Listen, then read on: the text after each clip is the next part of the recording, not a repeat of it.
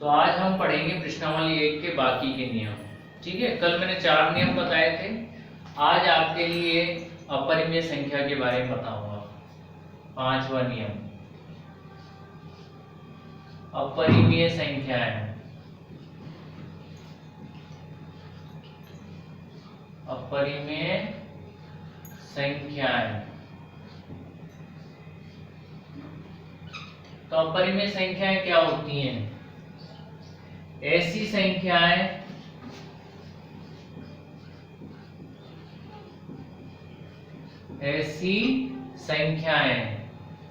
जिनको अंश व हर के रूप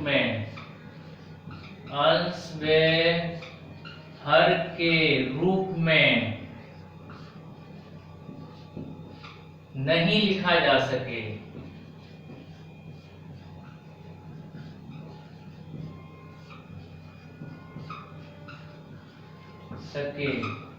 अपरिमेय संख्याएं कहलाती हैं। अपरिमेय संख्याएं कहलाती हैं।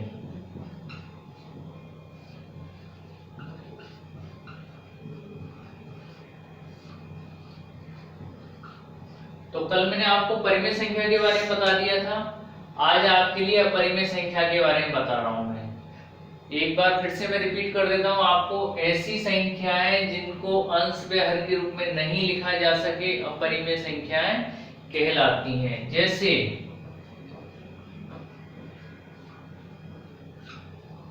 आपको मैं बता दूं अपरिमेय संख्याएं कौन कौन सी होती हैं। जैसे कि आपको √2, √3, √5, पाई। पाई भी एक अपरिमेय संख्या है। कैसी संख्या है? अपरिमेय संख्या है, क्योंकि पाई का मान कोई निश्चित नहीं है। पॉइंट के बाद में कितने अंक आएंगे? अनंत तक अंक आते हैं। ठीक है। अब इसी तरह से आपका 1.414 अनंत तक भाग जा रहा है, तो ये भी एक अपरिमेय संख्या है। ठीक है। इस तरीके जितनी भी संख्या होंगी वो अपरिमेय संख्या होंगी। ठीक है भाई। अब इसके बाद में आता है वास्तविक संख्याएं। वास्तविक संख्याएं। तो वास्तविक संख्याएं कौन सी होती हैं इसके बारे में बता दूं मैं आपको। तो आपको मैंने परिमेय संख्या बताया, अपरिमेय संख्या बताया। अब मैं आपको बता रहा हूं वास्तविक संख्याएं। तो यदि आपको परिमेय और अपरिमेय का ज्ञान है तो आप वास्तविक संख्या के बारे में भी जान जाओगे। ठीक है। तो वास्तविक संख्याओं में परिमेय और अपरिमेय संख्याओं का ही समूह होता है। ठीक है ना। तो लिखेंगे हम ऐसी संख्याएं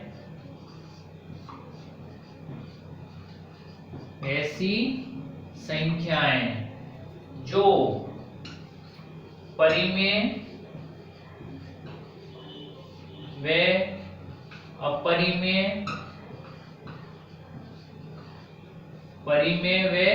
अपरिमेय संख्याओं का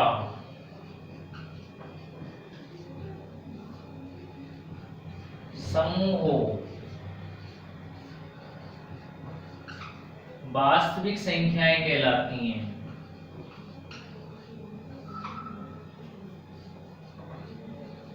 वास्तविक संख्याएं कहलाती हैं।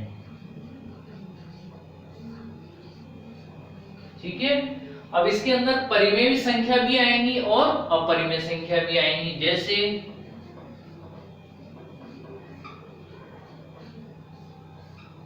√2, 2/3, 0। ये अपरिमेय संख्या है, ये परिमेय संख्या है, ये भी परिमेय संख्या है। पाई, ये कैसी संख्या हो गई? अपरिमेय संख्या हो गई। माइनस का भी लिख देते हैं, -3/7। ये माइनस की ऋणात्मक परिमेय संख्या हो गई। इसी तरह से और भी लिख सकते हैं इत्यादि। ठीक है। तो ये आपको अपरिमेय संख्या के बारे में बताया, इधर आपको वास्तविक संख्या के बारे में बता दिया। कल मैंने आपको परिमेय संख्या के बारे में बता दिया था। ठीक है ना। अब आपके 6 नियम हो गए। इसके बाद में मैं बता देता हूं आपको घातांक नियम। वास्तविक संख्याओं के घातांक नियम। घातांक नियम। देखिए घातांक नियम कौन कौन से होते हैं आपको मैं बता दूं। नंबर 1, 1 की घात m इंटू 1 की घात n। अब a और m और n क्या चीज है इसमें, तो आपको मैं बता दूं, a का मतलब होता है आधार और m और n होती है घात। ठीक है ना, a का मतलब आधार और m और n होता है घात। तो यदि आपके आधार समान है और घातें दे रखी हैं आपके अलग अलग, तो क्या करेंगे हम, तो देखिए इसके लिए हम कर देंगे a की घात m प्लस n। घातें जुड़ जाएंगी, क्या हो जाएंगी, घातें जुड़ जाएंगी। नंबर 1 नियम हो गया। नंबर 2, यदि आपकी गुणा के रूप में नियम आया, अब भाग के रूप में भी आता है इसी तरह से, 1 की घात m भाग चिन्ह 1 की घात n दिया हुआ है, तो क्या करेंगे, अब इसमें 2 शर्त होती हैं। पहली शर्त क्या होती है, घात m बड़ा होता है, दूसरी शर्त में n बड़ा होता है। ठीक है, यदि घात m बड़ी है तो उसके लिए क्या करेंगे हम, तो उसके लिए देखिए आप, तो 1 की घात m माइनस n हो जाएगा। लेकिन लिखना पड़ता है हमें, लेकिन ये कब लगता है, जब अपनी m घात बड़ी है n घात से, तब आपके लिए ये वाला नियम लगेगा। ठीक है, अब नंबर 3, तीसरा नियम क्या होता है भाई, देखिए 1 की घात m भाग चिन्ह 1 की घात n दे रखा है, वही नियम है, सेम नियम है, लेकिन इसमें आपके m बड़ा था n छोटा था। इस नियम के अंदर m छोटा है और n बड़ा है, तो देखिए इसके लिए क्या होगा, 1 बटे 1 की घात n माइनस m हो जाएगा। क्या हो जाएगा, 1 की घात n माइनस m। तो इसके लिए लिख देंगे हम, क्या शर्त है इसमें, लेकिन इसमें n बड़ा है किससे, m से। ठीक है, तो यदि m बड़ा है n से तो ये वाला नियम लगाना, और यदि आपका n घात बड़ी है, ये वाली घात बड़ी है, तो आपको ये वाला नियम लगाना है। ठीक है, अब इसके बाद में नंबर 4, यदि घातें गुणा के रूप में दे रखी है तो क्या करोगे आप, जैसे कि 1 की घात m दे दी और इसके ऊपर भी एक और घात दे दी n, तब क्या करोगे, तो ऐसी स्थिति में दोनों घातों को गुणा कर देंगे। क्या करेंगे, गुणा कर देंगे। देखिए 1 की घात m इंटू n हो जाएगा।